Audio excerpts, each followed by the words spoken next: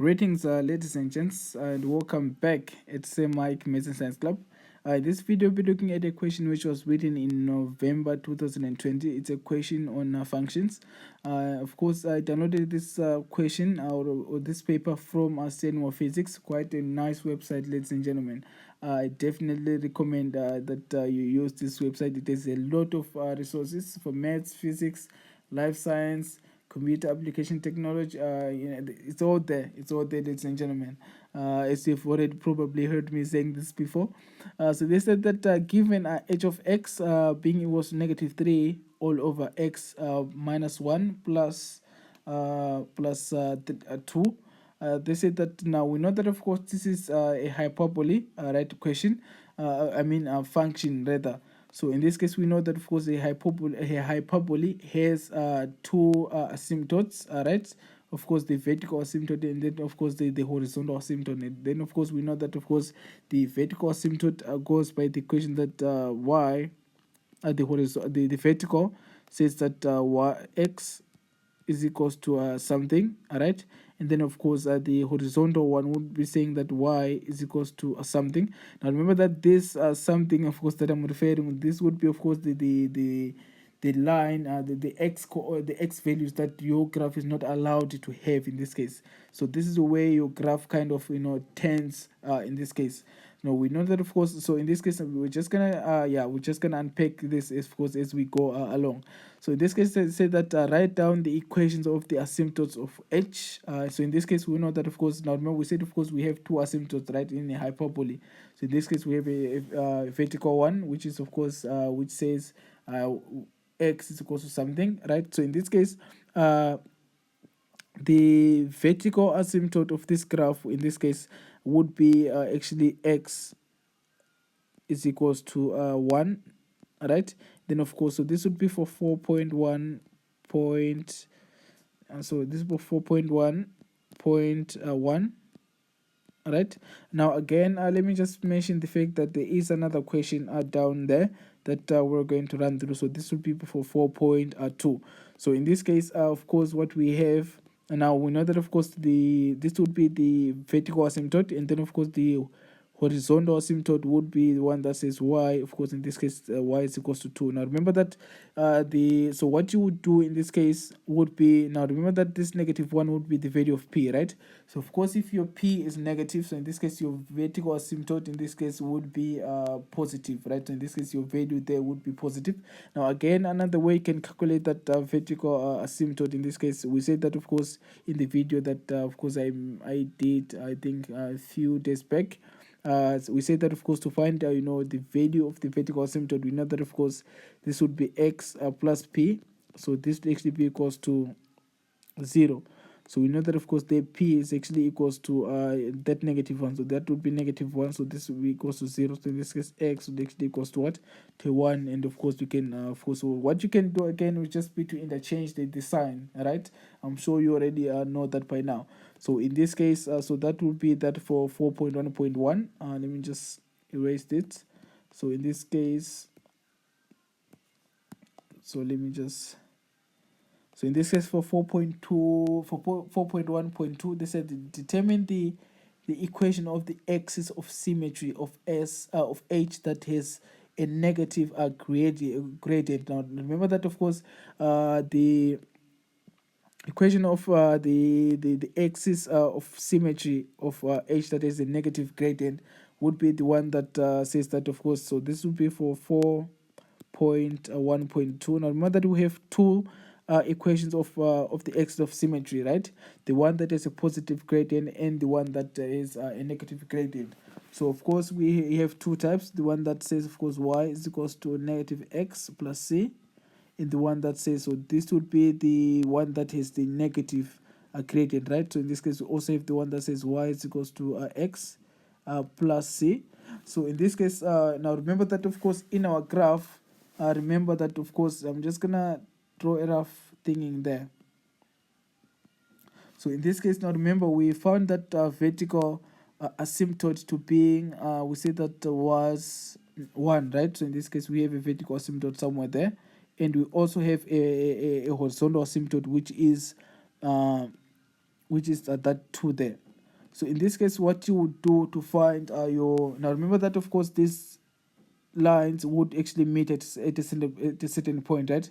So the coordinate of those points would actually be these values that we have there. So the x would be actually 1, and of course y would be 2. So in this case, now they said that they want the equation of the axis of symmetry that has a positive, a negative gradient, which is that one. So in this case, to find the value of c, you would actually just take that coordinate that we have there, and then you substitute it on that equation. So in this case, what we would have would be y. Let me just, so in this case that would be a y. So we said that was actually 2. So in this case you're just going to take this coordinate, you substitute on that equation that we have here. So in this case what you would have would be now y. In this case, so y would be 2, right? So in this case would be, let me just erase what I have happening here. So in this case, what I'm going to do, I'm just going to substitute that coordinate. So in this case, we would have, we said we have y being equals to a negative x plus c. And in this case, to find c, would sub at that point, which is 1 is to 2. So this is always the case. You always substitute what you have there. In this case, is your x would be 1, and then your y would be 2. So in this case, what we're going to have would be, we know that of course y would be 2. So this would be 2 being goes to negative what, 1 plus c. So in this case you actually have c as being positive 3. So in this case that equation would be y is actually equals to, so that would actually be equals to, I don't know why am I writing in big font actually.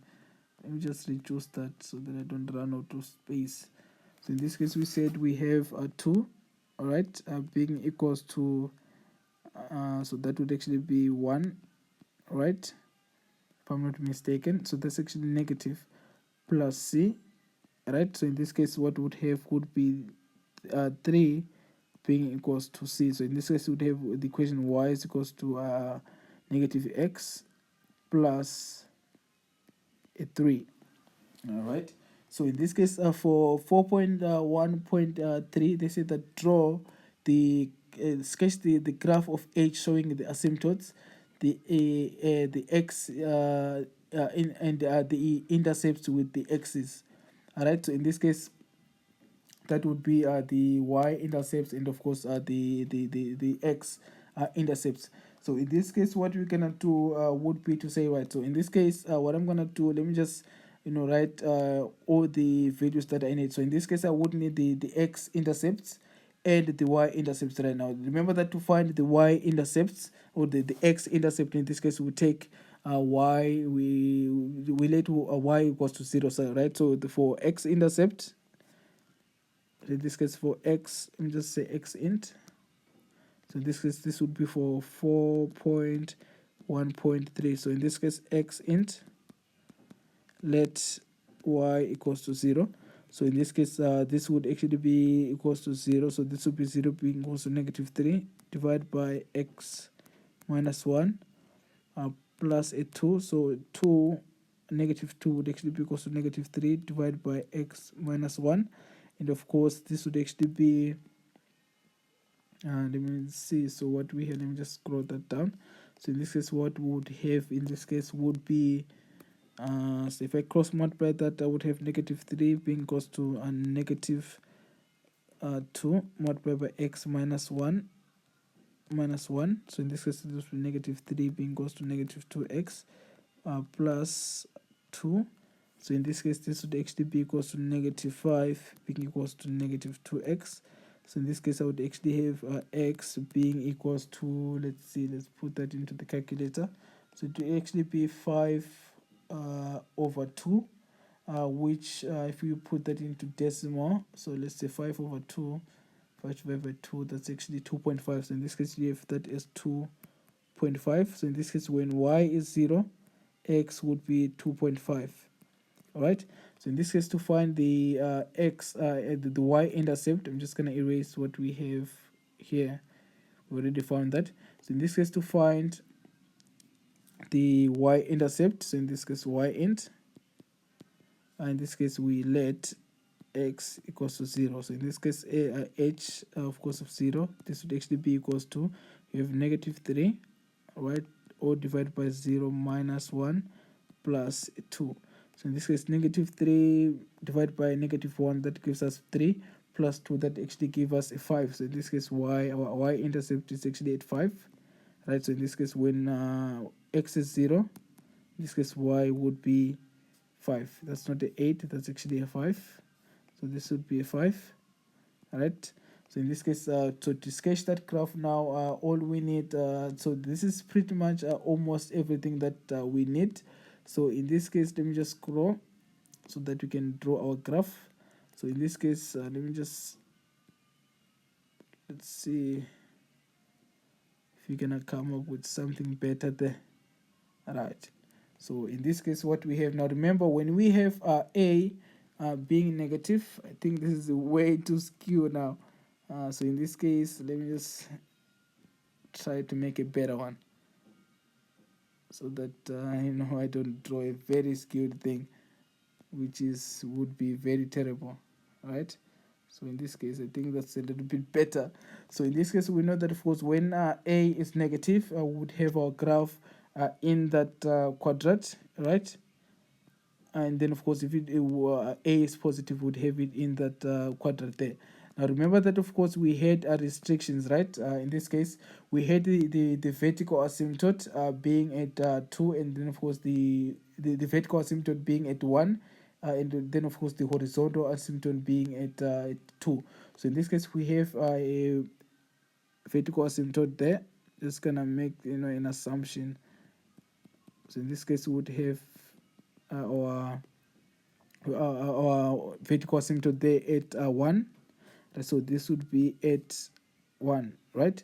So in this case we also have the horizontal asymptote, which is at 2. So in this case I'm just gonna assume that my 2 is actually somewhere there, right?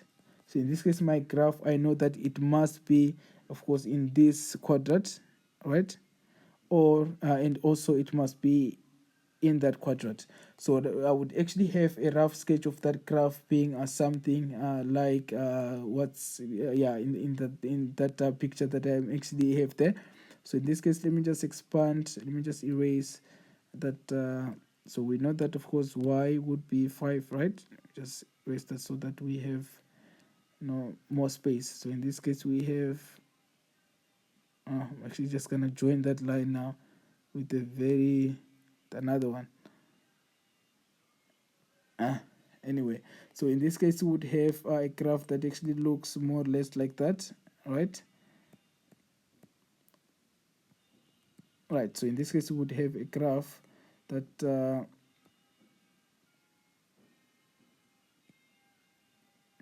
seems like I'm making now a mess there, but anyway, so in this case we would have a graph that looks exactly like that, but in this case we know that of course it doesn't touch that line there where of course this vertical line, that red line, that red dotted line, and we also know that of course our graph doesn't touch this line that we have happening here. So in this case we know that of course x there would be of course when so this would be 5/2 or 2.5 and 0 is to 0, and of course this part there here would be the y-intercepts, right, where of course we have we have 0 as x and y as 5. So that would be our graph in this case. So that would be of course for that question that we have 4.1.3.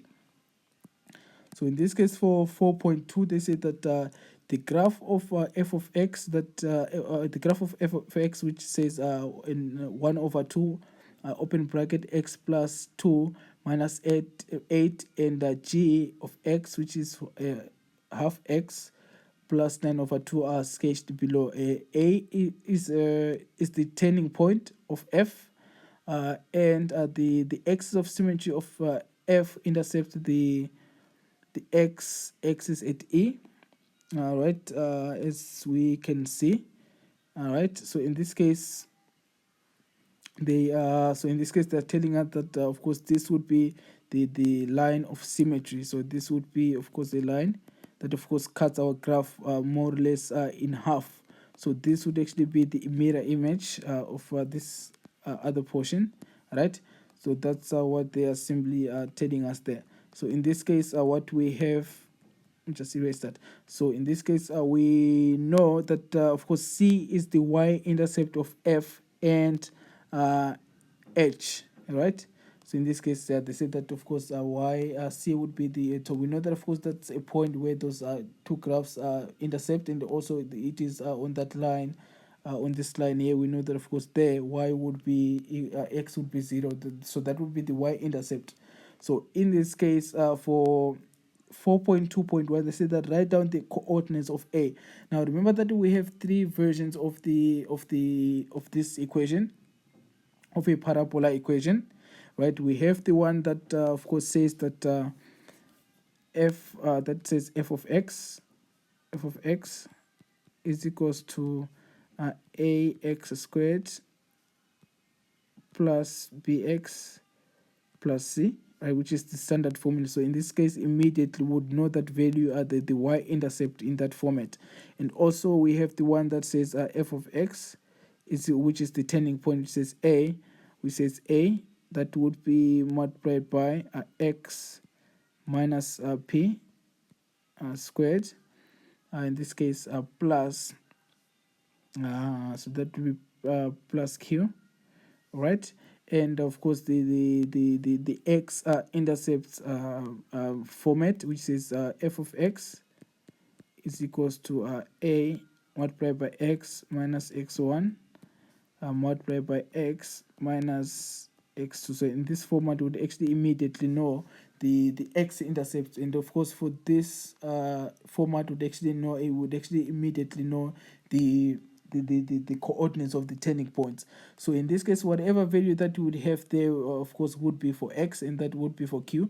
But for x in this case, if it's negative in that portion, so in this case, when you substitute it, or when you of course substitute that in your graph, it would actually be positive. It actually changes the sign. So in this case, we know that of course this would be the turning point formula, right? The turning point format. So in this case, we know that of course a, which is the turning point, would be, now we would change the sign of x of that p, right?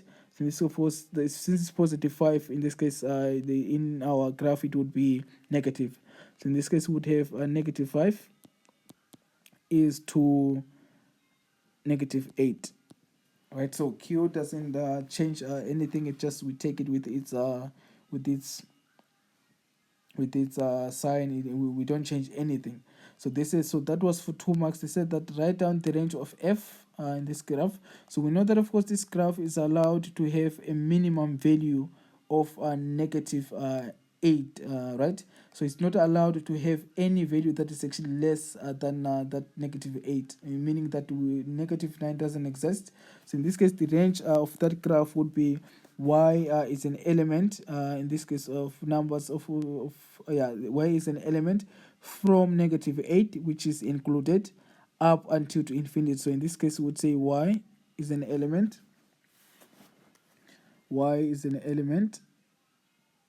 Of course, from y is an element from, of course, negative 8, which is included, up to infinity. And of course, the other way you could have wrote that, of course, that a is allowed to be anything greater than negative 8. So in this case, we would say that y is actually can be any value that is actually greater or equals to negative 8. Right, so that would be for that. So in this case, for they say that calculate the values of m and n. So where's m and n? So that would be those points that we have there. So in this case, what we are going to do, very much simple. So we know that of course, let me just erase some of the things that we have in that graph, so that, so in this case, we know that of course a and d shares the same y, actually the same x value, right? Because we know that of course this is a vertical line, right? So in this case, whatever x coordinate that you have there would be the same coordinate that you have happening there at d. So in this case, we know that the coordinate, the x coordinate at d in this case is actually negative 5. So in this case, we know that m, for in this case, for that 4.2.3, So we know that of course m in this case would actually be equals to -5, right? So in this case, to find n, it's pretty much simple. We're just gonna take that g of x graph, and then you just substitute that -5 to that graph as x, and then you just find the corresponding y values. In this case, we'd say g of -5, so this actually be equals to a half -5 plus 9/2, right? So if you put that into the calculator, let's see what we get. So in this case would be,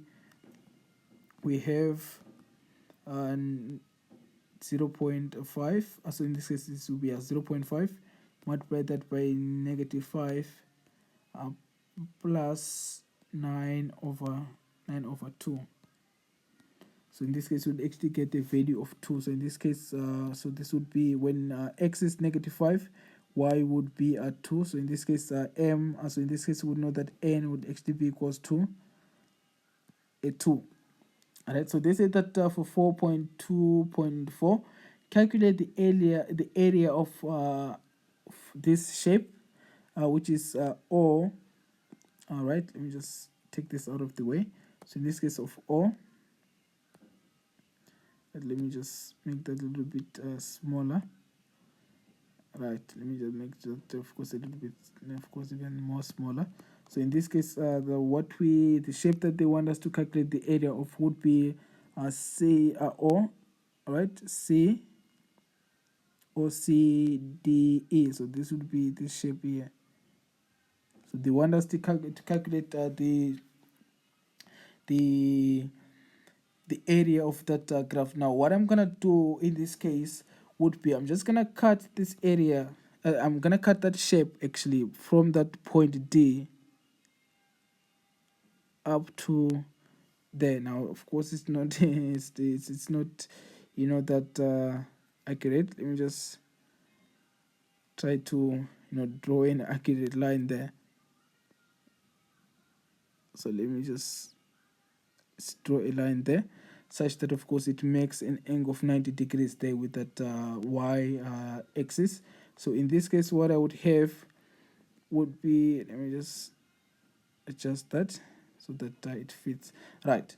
So in this case what we have would be, you know, would actually have two shapes. We would have of course would have and let me just put that as point. So we have E. I'm going to just point that. So if we have B there, so I'm just going to point that to be actually point B rather. So that would be actually B. Let me just take the pen. It doesn't matter. So in this case, I'm just going to write that. I'm going to note that it's actually B. So in this case, we have now a triangle, which is BCD, and also a rectangle, which is DE, and of course DEOB. So in this case, now remember that of course now what I would need to do to calculate the area of that would be, so if I were to know the area of DE or B, you see now that's a right angle, that's a triangle right now. How do we calculate the area of a triangle? Now that's pretty much simple. So if I find the area of that triangle plus the area of that right angle triangle that's on top, I would actually know the area of that entire shape there that we have there. So what I'm gonna do, let me just erase my lovely things that I have here. Now we say that of course M would be, let me just, it doesn't matter actually. I hope I'm gonna remember all of that values that we got there. So in this case we know that I'm just gonna calculate the area of that triangle. That of course the area of A of O B D E, right? So this would actually be equals to, now how do we calculate the area of a rectangle? So that's actually the length multiplied by the breadth. So in this case, we know that of course from this point E to that origin, so that would be actually -5, right? So in this case we actually know the length between point O and E, so that would actually be 5. All right, so this would be 5, and then of course the breadth in this case, which would be the height. Now remember that we know actually the point, the y coordinate of, I mean the value of n. Right? So in this case, from E to D, that would actually be the height, the height of that rectangle. And also remember that from D to E, that height would actually be represented by that y coordinate. I mean that by the length of the y coordinate. So in this case, we know that of course that n, we found that to be a 2. So in this case, the length between D and E would actually be just be 2, because in this case, that line that we have there, that red line there, is elevated 2 units from that horizontal line. So in this case, our breadth would actually be 2. So in this case, we multiply that by 2, and then you would find that the area would actually be equals to 10. So that's the area of that rectangle there. But in this case, we also know that, of course, now remember that we know that length, which is, now what I'm going to do, I'm just going to calculate the area of that right angle triangle, which is BCD. In a case, now remember that how do we calculate the area of a right angle triangle? We know that, of course, area is actually equals to half base times perpendicular height. Right? So now remember, do we know that perpendicular height actually? So we know that, of course, this point B would actually have a y value of 2, right? So in this case, now do we know the y coordinate of C? Actually, we know the y coordinate of C because it actually that what we have, the 9 over 2.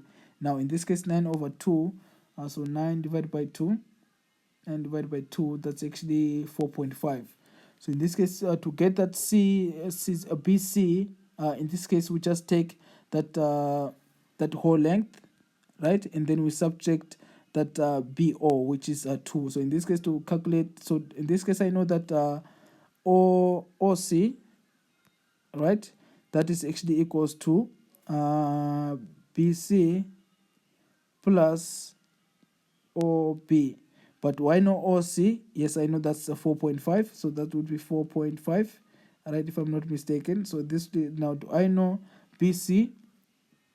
So BC would be what I'm looking for. So this would be the length of BC plus, do we know OB? The OB, we know that's 2 units, so this would be 2. So in this case, BC would actually be equals to 4.5.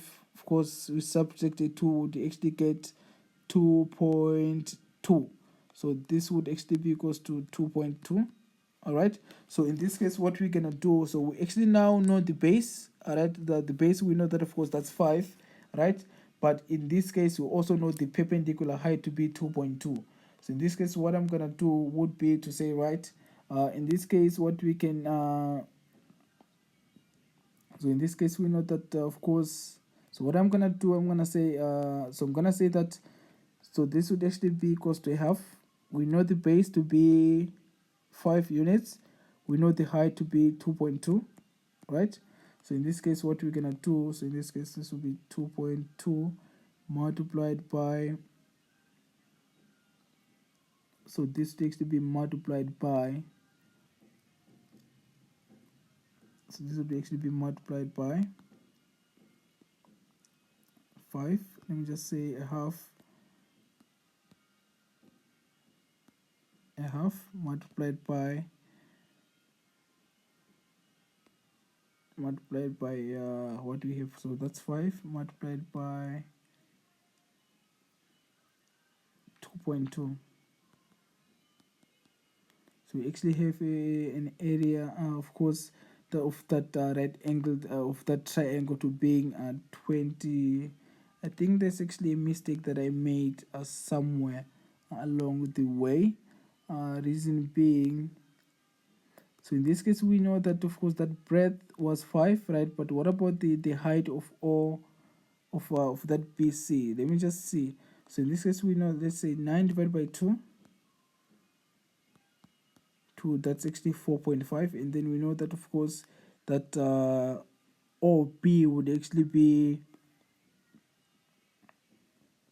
OB, we say that that's 2, right? So in this case, we know that for 4.5 subtracted 2 would actually get 5 over 2, which is 2.5, right? Which is what we had, not 2.2 actually. Forgive me about that, ladies and gentlemen. So we know that that's actually 2.5.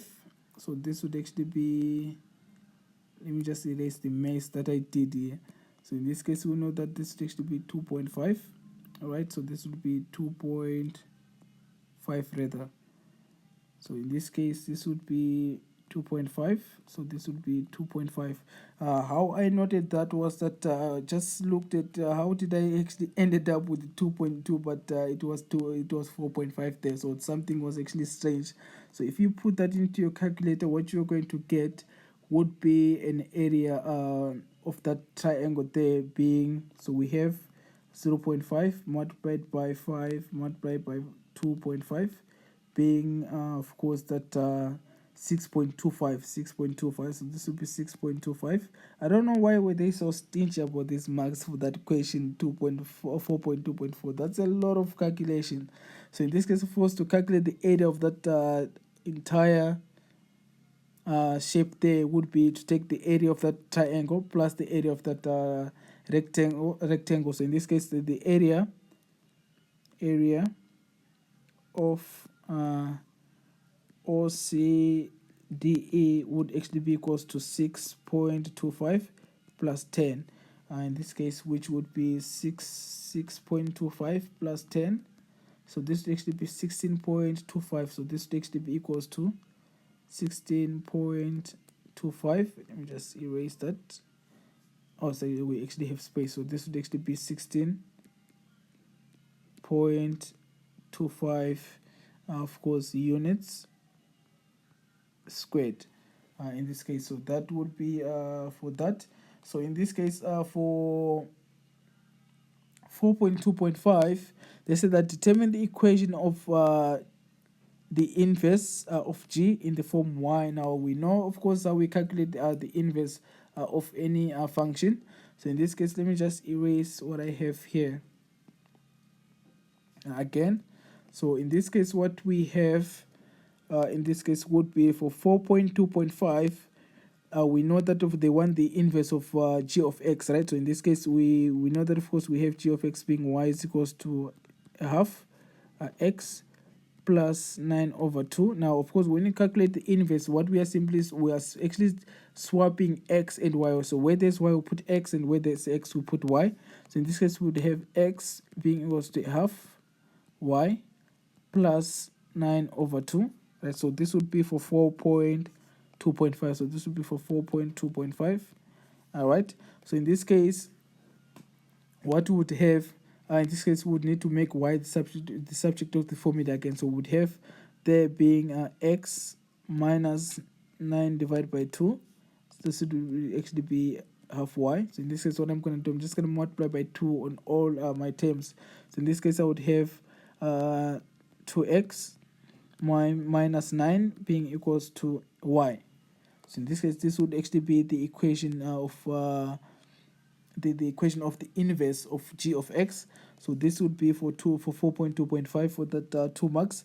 So in this case, for 4.2.6, they said that if h of x is equals to g of x plus of course to the inverse of gx of x plus k, if they say that if that is a tangent to f to that graph, right? They say that determine the coordinates of the point of contact between h and f in this case. So we know that of course that h of x, they say that we are taking the inverse of that the inverse of that graph of that g of x, right? And then in this case, we're just simply adding a k, all right? But in this case, now remember, we would actually know the gradient of that equation there. But in this case, that would actually be, so in this case, h of x would actually be equals to g of x, which is 2x minus 9. They say that we add a k to that.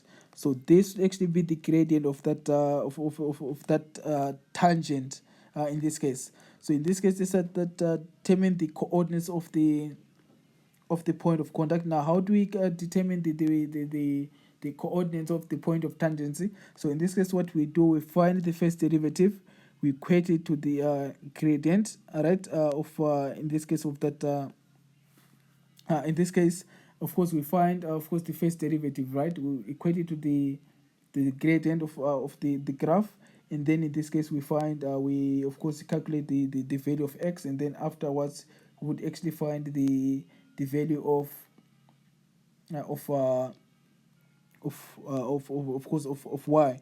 So what we're going to do would be to say, right, so in this case I know that so in this case what we have for h of x, right?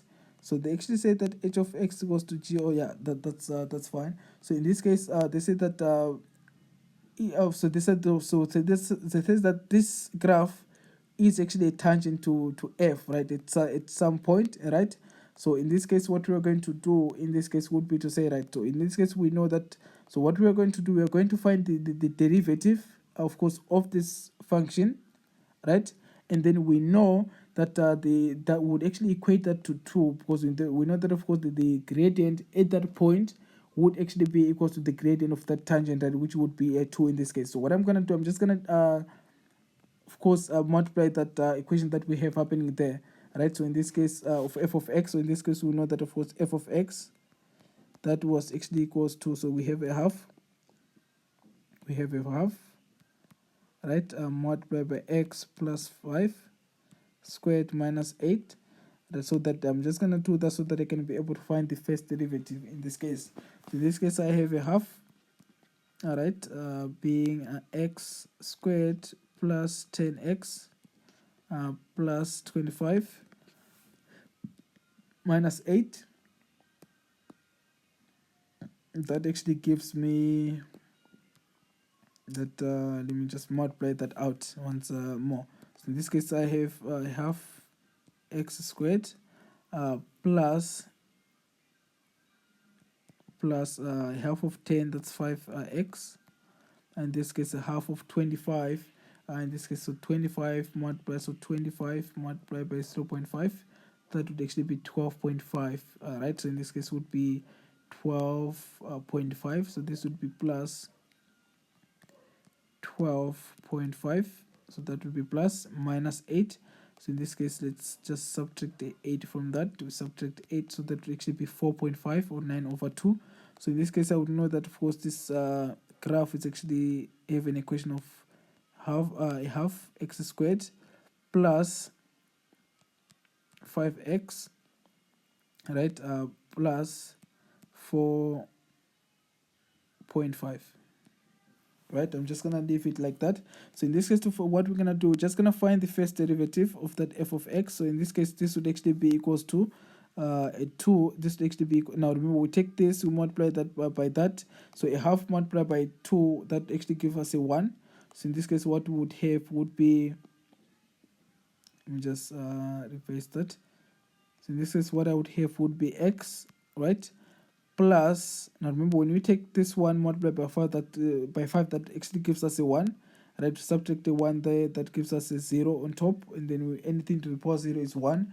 Multiply that by 5 again, would still get 5, so this would be plus a 5. Now we know that the derivative we can't derive of course a constant that actually gives us a 0, right? So in this case I know that of course this is actually equals to that 2, the gradient of that tangent. So in this case this would equals to 2, so this would actually be x plus 5. So in this case x would just simply be equals to -3, right? So this would be the x coordinate of that point of tangency. So in this case what I would do in this case would be to take that x coordinate or x value, I substitute it on that original equation, and then I find that the corresponding y value. So in this case this would be in this case, let me just write that there. So in this case y, so this would be f of -3, right?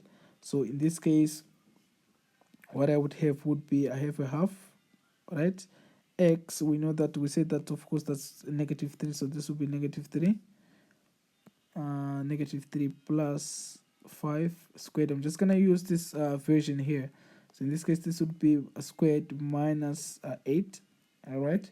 So in this case this would just simply be, so we have 0.5, -3 plus 5, in this case plus minus 8, minus 8 to that. So what we get is actually negative. I think I kind of made a mistake again somewhere, which I'm not actually seeing where. That's so actually it's squared. So that will be squared. So we actually get a value of negative 6. So we know that of course when x is 3, y negative 3, y would be negative 6. So that's actually, yeah, that's negative 6. So we know that of course the point, so this would be the coordinates of the point of tangency.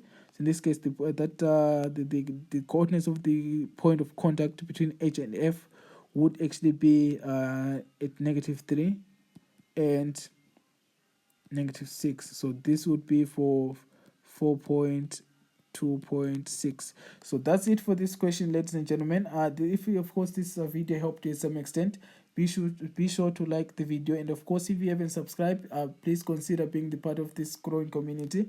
Otherwise, if you have got any questions, ladies and gentlemen, you are more than welcome to just throw that in the comment section. And of course, if you've got any past paper that you would love me to cover, you are more than welcome to just throw that of course in the comment section. And of course, but as the story always ends, ladies and gentlemen, of course this has been very fun, I don't want to lie, but as the story always ends, this is Sir Mike signing out. Sharp sharp.